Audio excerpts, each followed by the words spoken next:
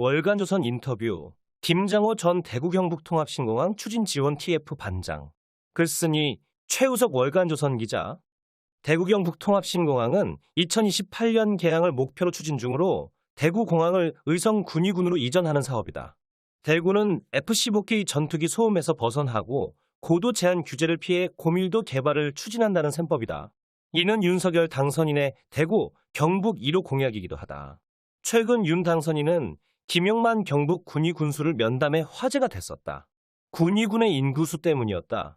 군위군은 인구 2만 3천여 명으로 주민등록 인구가 올 1월 기준 전국 225개 기초단체 중 221호 끝에서 6번째다. 이 때문에 윤 당선인이 군위 군수를 만난 것은 이례적이란 말이 나왔다. 사연이 있었다. 윤 당선인이 대구 경북통합신공항 추진 공약에 얼마나 진심인지가 담겼다는 이야기다. 대구 경북통합신공항 건립지는 군위군의 대구 편입을 전제로 경북 군위군 소부면과 의성군 비안면 사이에 약 463만 평 부지로 최종 확정됐다. 경북도는 행정안전부에 군위군의 대구시 편입을 위한 관할구역 변경 건의서를 제출했다. 이에 정부는 지난 1월 경상북도와 대구시 간 관할구역 변경에 관한 법률안을 발의했다. 그러나 경북 지역 일부 국회의원의 반대로 2월 임시국회에서 통과되지 못한 채 국회 처리가 지연되고 있다. 6월 지방선거 전까지 군위군의 대구시 편입은 물리적으로 불가능하다는 게 대체적인 분석이다. 6월 지방선거에서 대구시 군위군으로 선거를 치르려던 대구시와 군위군의 계획이 물 건너가면 통합신공항 조성에도 영향을 미칠 수밖에 없다. 김용만 군수는 대통령 취임 전 이 문제가 매듭지어질 수 있도록 힘써 달라고 요청하기 위해 윤 당선인과의 면담을 요청한 것이다. 윤 당선인은 대구 경북통합신공항이 조속히 추진될 수 있도록 적극 지원할 것이라고 했다. 군위군의 대구시 편입이 늦춰지는 현 상황을 가장 안타깝게 여기는 인물이 이철우 경북도지사일 것이다. 이 지사는 대구 경북통합신공항 건설을 위해 군위군의 대구 편입을 받아들였다. 대구 경북 미래 100년 먹거리를 위한 결단이었다. 경북이 축소되는 것 아니냐는 비난에도 이 지사는 군위의 대구 편입을 결정했다. 이런 이 지사가 자신만큼 신공항 부지 선정을 위해 애쓴 사람이 있다고 했다. 바로 김장호 전 경북도 기획조정실장이었다. 그는 기조실장 시절 대구 경북통합신공항 추진지원 TF 반장을 맡았다. 이 지사의 말이다. 행정안전부, 국토교통부, 대통령 비서실을 두루 거치며 다양한 경험을 한 김 전 실장은 경상북도의 기조실장으로 예산과 정책을 맡아 경상북도 발전에 있어 총괄 역할을 했습니다. TF 반장을 맡아 저와 함께 신공항 이전 부지를 확정하기도 했습니다. 김장호 전 실장과 인연이 있는 정종섭 전 행정자치부 장관은 김 전 실장의 에세이집 금오산도 김장호라 카더라 추천사에서 김 전 실장은 대구 경북통합신공항 추진 TF 반장을 맡아 이철우 경상북도지사님을 도와 부지 선정을 이끌어내는 모습에서 예상했던 리더로서의 면모도 역시 잘 보여주었다. 고 밝혔다. 김장호 전 실장을 만난 이유다. 군위군의 대구시 편입에 대해 경북도 안에서의 반대는 없었나요? 김장호 구미시장 후보의 말이다. 군위군의 대구 편입은 새 미래를 열어가야 한다는 대구 경북의 절박한 심정을 대변합니다. 자칫 군위 편입 문제로 공항 건설이 지연 또는 좌초되기라도 했다면 그간 대구 경북시 도민들이 힘들게 만들었던 역사가 물거품이 될 수 있었기 때문입니다. 이철우 지사는 생리를 뽑는 심정이라고 하셨지만 과감하고 빠른 결정을 내리셨죠. 이제 3,500m 이상 활주로와 연간 26만 톤 이상 처리가 가능한 화물터미널을 갖추고 4차 산업혁명 기술을 접목한 최첨단 스마트 공항을 건설해 신공항 경제권을 현실화시키는 데 집중하는 일만 남았다고 봅니다. 대구 경북 통합 신공항이 건설되면 건립지 외 다른 지역도 발전할 수 있습니까? 물론입니다. 구미 7곡은 군위 의성과 하늘길 동맹을 맺었습니다. 신공항 건설이 성공적으로 추진되도록 공동 노력하자는 데 뜻을 모은 것이죠. 특히 구미가 신공항의 최대 수혜 지역이라고 봅니다. 구미 국가산업단지가 가장 큰 혜택을 보게 될 것이 분명하기 때문이죠. 개인적으로는 우리나라의 새로운 기운을 불어넣기 위해 신공항의 이름을 박정희 공항으로 명명하면 좋겠다고 생각합니다. 대한민국 5,000년 역사의 가장 큰 영웅으로 가난과 배고픔을 극복하게 만든 분 아닙니까? 구미가 고향이기도 하고요. 지방공항은 지역민의 이동권 보장과 지역 균형 발전 측면에서는 도움이 됩니다만 냉정하게 경제성이 떨어진다는 지적도 많이 나옵니다. 공항하면 늘 생각나는 일이 있습니다. 경상북도 투자유치과장으로 재직할 때인데요. 외국 기업 유치를 위해 투자자를 만날 때면 공항이 있느냐, 인천공항에서 얼마나 걸리느냐는 질문을 항상 받곤 했습니다. 그럴 때마다 선뜻 답을 하지 못했지요. 경북에서 인천공항까지 가는 힘든 과정과 시간을 생각하면 얼굴이 화끈거렸기 때문입니다. 세계는 지금 이 순간에도 공항을 통해 지역의 한계를 넘고 세계로 도약하기 위해 총성 없는 전쟁을 벌이고 있습니다. 대구 경북 통합신공항도 미국의 멤피스 공항처럼 될 수 있다고 했더군요. 그렇죠. 미국의 멤피스 공항은 제2차 세계대전 당시 공군 비행장으로 사용됐지만 세계적인 물류기업인 페덱스 본부가 자리 잡으면서 나이키, 애플 등 글로벌 물류 허브 공항으로 다시 태어나 지역 발전을 견인하고 있지 않습니까? 김 전 실장이 말을 이었다. 대구 경북은 문화관광자원이 풍부하지만 도로 철도망이 제대로 갖춰지지 않아 빛을 못 보는 곳이 수두룩합니다. 영덕 관광객이 2016년 당진 영덕 고속도로 개통 이후 2년 만에 1,000만 명을 돌파했습니다. 교통 인프라만 잘 갖추면 문화관광 수도가 될 수 있다고 봅니다. 포스텍, 금호공대 그리고 첨단산업 역량이 축적된 산업단지를 중심으로 제2의 실리콘밸리가 될 가능성을 가진 곳도 경북입니다. 이번 신공항 추진을 계기로 정부가 공항과 연계된 인프라에 집중적으로 투자하고 국제도시 조성을 위해 연구개발, 비즈니스 단지 등의 지원을 아끼지 않으면 20년 넘게 이어온 수도권 중심의 정책도 새 국면을 맞을 것입니다. 결국 해답은 지방에 있다는 이야기군요. 인구의 절반이 수도권에 모여 사는 것은 지방 소멸뿐만 아니라 부동산 문제를 초래해 청년들의 삶의 질을 확 떨어뜨린다고 봅니다. 저출산 문제를 심화시키고 국가 성장 잠재력도 뒤처지게 하지요.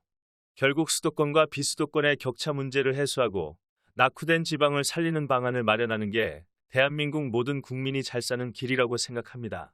지방 공무원은 예산 확보가 능력을 판가름하는 잣대라 알고 있습니다. 재정만 해도 모든 권한이 중앙에 집중돼 있습니다. 그렇다 보니 중앙정부를 상대로 한 예산 확보에 신경을 쓸 수밖에 없지요. 예산은 발자국 소리를 듣고 자란다는 말이 있을 정도로 발품이 중요합니다. 제가 근무했던 경북도의 경우 2020년 국비 예산 확보 분야에서 활용 점정을 찍었지요. 당시 연초부터 이철우 지사는 더 이상 TK 패싱이라는 말을 하지 말자. 실력이 없다고 말하라며 노력과 헌신을 주문했습니다. 도지사부터 직접 국비 예산 확보를 위해 19년 한 해 동안 한 달에 3회꼴로 총 36회에 걸쳐 청와대, 총리실, 기획재정부 등 관계자를 만나는 등 솔선수범을 보였지요. 국가 예산이라는 파이는 정해져 있고 지방자치단체 간 예산 확보 전의 희비는 늘 엇갈린다.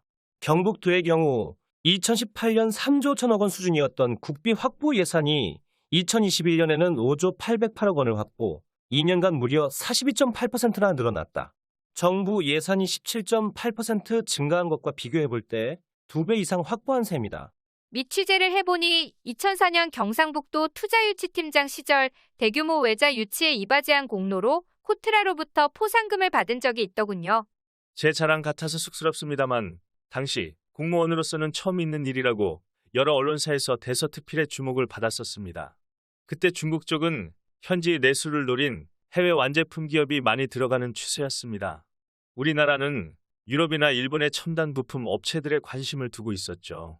그래서 외국 기업을 적극적으로 찾아가 설득하면 반드시 한국에 들어올 것이라는 확신이 있었습니다. 김장호 전 실장은 일본 아사히글라스사의 경북 구미 LCD 유리 기판 공장 설립과 도레이 세안의 구미 공장 설립에 결정적인 기여를 했다. 당초 아사히글라스가 세계 국가를 투자 대상지로 놓고 검토한다는 정보를 코트라 동경무역관이 입수한 뒤 2년여에 걸쳐 경북도, 구미시, 산업자원부, 인베스트 코리아 등과 공동 전선을 펼쳤습니다. 책임자였던 저는 일본 본사로 태스크포스 TF를 5번 파견하고 부지 선정을 하려는 실사단의 방안을 7차례나 지원했지요. 공장 부지의 평탄화 작업, 전력 공급, 배수 문제 등을 해결하기 위해 한국전력과 수자원공사 등도 열심히 쫓아다닌 끝에 변전소의 건설 일정과 장소를 모두 아사히글라스 측의 요구대로 맞춰줬는데 아사히 측에서 한국 공무원이 일본 공무원들보다 낫다고 말해줘 큰 보람을 느꼈던 기억이 납니다. 도레이세안의 구미 공장 유치 때는 도지사님에게 도레이사의 명예사원을 맡아달라고 건의해 일본 측의 마음을 사로잡기도 했죠. 문재인 정부 들어 반일 감정이 확산했는데 현 상황에서 일본 기업 유치가 가능하겠습니까? 일본 기업인들에게 좋은 인상을 남기려면 모든 면에서 진실하고 투명한 자세로 신뢰와 믿음을 심어주어야 합니다. 일본말로 겉으로만 표현하는 말투를 다테마에라 하고 진짜 속마음을 털어놓고 말하는 것을 혼내라고 하는데요. 형식적인 다테마에를 벗어버리고 서로의 마음을 여는 혼내의 정신으로 노력한다면 한일 관계가 더욱 깊어지고 경제 협력도 훨씬 더 활발해질 수 있을 것으로 생각합니다. 왜 공무원의 길을 걷게 됐는지요? 제가 대학에 입학한 게 1987년이었습니다. 6월 항쟁으로 기록된 당시의 민주화 운동으로 캠퍼스는 하루도 조용한 날이 없었습니다. 사회의 부조리를 바꾸고 정의로운 국가를 만드는 데 필요하다면 학생운동의 의미는 매우 중요하다고 생각합니다. 다만 제 개인적으로는 사회 변혁을 시위와 집단적 의사표시를 통해서보다는 합리적인 제도나 정책적인 측면에서 사회 발전과 변혁의 역할을 하겠다는 신념이 굳어졌죠. 당시 사법고시, 외무고시 등 여러 종류의 시험이 있었는데 행정고시를 선택한 이유는 뭡니까? 아무래도 경찰 공무원이셨던 아버지의 영향이 컸죠. 졸업 전에 고시에 합격한 건가요? 안타깝게도 졸업 전 고시 합격이라는 열매는 따지 못했습니다. 기업체에 입사할까도 고민을 했는데 한 번 더 도전하기로 마음을 먹고 서울 관악구 신림동 고시촌으로 들어갔죠. 신림동 고시촌에서 얼마나 공부했습니까? 2년 공부하고 지방행정고등고시에 합격했습니다. 지금도 생각해보면 그 시간이 얼마나 힘들고 외로운 시간이었나 싶습니다. 에세이집을 보니 당시 뒷바라지를 해준 사람이 현재 부인이더군요. 영화나 드라마를 보면 가끔 막상 합격한 후 연인을 배신하는 남자가 나오지 않습니까? 저는 아닙니다. 졸업 전에도 그랬지만 졸업 후 멀리 떨어져 공부할 때도 틈나는 대로 멀리서 찾아와 보살펴주고 격려해준 아내 덕분에 합격이라는 선물을 빨리 받았습니다. 아내를 어떻게 만났습니까? 캠퍼스 커플이었습니다. 1992년 저는 경북대 경제학과 3학년 복학생이었고 아내는 사회과학대 심리학과 3학년이었죠. 김장호 구미시장 후보 아내 서정진 씨는 이렇게 말했다. 친정아버지 때문에 고민이 컸던 대학 시절 그를 만나면서 큰 위로를 받았죠. 하소연을 귀담아 들어주고 부드럽고 푸근하게 감싸주는 다정다감한 그와 함께 있으면 마음이 편안했어요.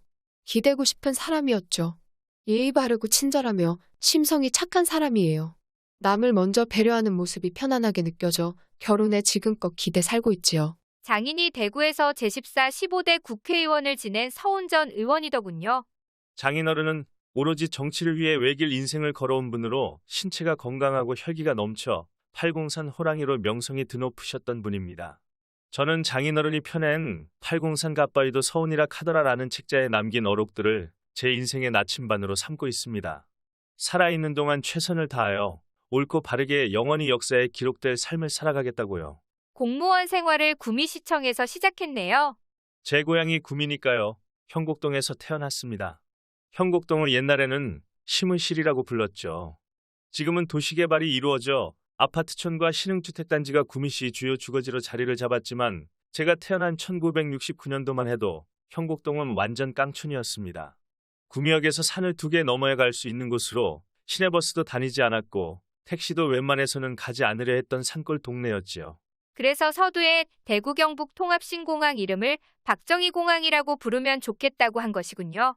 구미에서 농사를 지으며 살았던 할아버지 할머니께서 대한민국은 박정희 대통령 덕에 먹고 살게 됐다는 말씀을 자주 하셨습니다. 어린 마음에도 나라에서 가장 높은 대통령이 옆 동네에 살았다는 사실과 그분이 나라를 잘 살게 해주셨다는 말에 가슴 뿌듯한 자부심을 느꼈던 게 사실입니다. 혹시 박근혜 전 대통령과도 인연이 있습니까? 제가 2011년 11월에 경상북도청에서 안전행정부로 전출을 가게 됐습니다.